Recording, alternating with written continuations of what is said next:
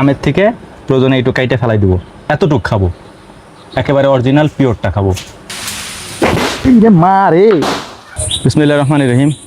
এবছর আমরা এখনো পর্যন্ত কোনো ধরনের বাজার থেকে আম কিনে খাই নাই।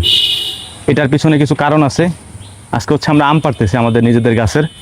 তো এখানে অনেকগুলো গাছ আছে, এই গাছের আম প্রত্যেক দিন শুধু টুকটাপ করে পড়তেছে আর কি। তো আমগুলো পারবো, তারপর বিস্তারিত আপনাদেরকে বলবো কেন এবছর আমরা কোনো আম বাজার থেকে কিনে খাই নাই। এদিক দেন দেন,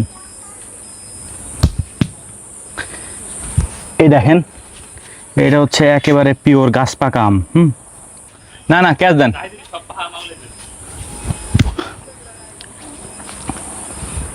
এগুলো সব পাকা আম।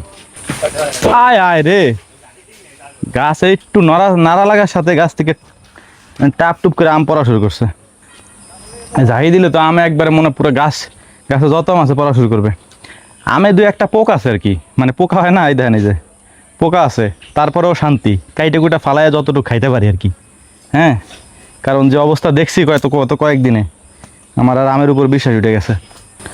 এটা হচ্ছে পাখিতে খাইছে, এটা বাদুড়ে এভাবে খায় না, এটা পাখিতে খাওয়া। এই পাশের একটা ডালে যাই দেন দি, ওই পাশে না ওই পাশে না ওই পাশে না, ওই পাশে সব পড়বে না একবার পুষ্কুনির ভিতরে।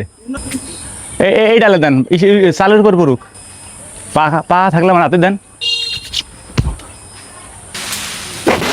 মা রে, আস্তে আস্তে আস্তে রে, আস্তে রে আস্তে। আম আলু ভর্তা দেওয়া লাগছে, রে কি অবস্থা, ফাইটে বইটা উলে গেছে একবারে।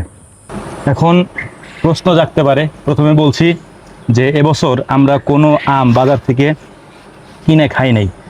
প্রতি বছর এ দেখেন আমি কিন্তু পোকা, হ্যাঁ, তারপরেও আমি কথাগুলো কেন বলতেছি, ধরেন এখানে 10টা আম কাটবো, তার মধ্যে 5টা আমের মধ্যে পোকা হবে, হয়তো 2-1টা আমের মধ্যে পোকা ছাড়া থাকতে পারে। কারণ এগুলো হচ্ছে যে পুরাতন আমলের গাছ আগের। এবছর যত আম বাজারে আমি দেখছি, আমার কাছে মনে হয়েছে আর কি, এটা ব্যক্তিগত অভিমত, ম্যাক্সিমাম আমি মানে ওষুধ দিয়ে পাকানো আম।